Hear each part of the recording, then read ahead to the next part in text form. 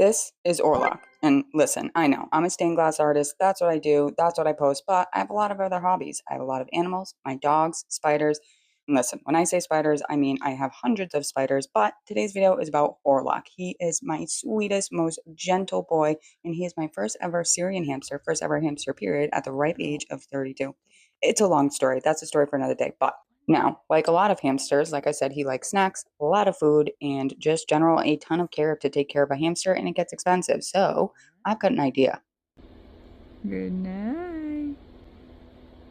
Oh, tell me you did not just stash all that food and you are out here for more.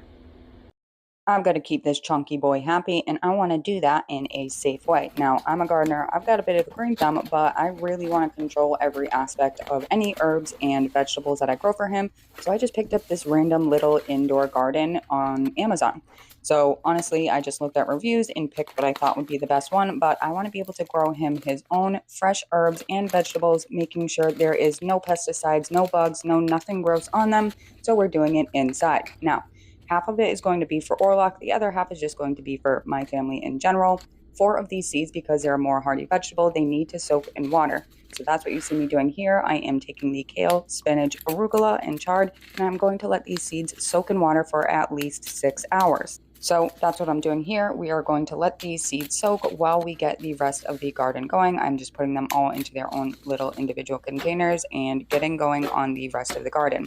So like I said, I just picked a random one off of Amazon, one that had good reviews, and it comes with everything. These are the little soil pods that essentially sit inside the casing, which is going to keep your seeds wet while they germinate and while they grow.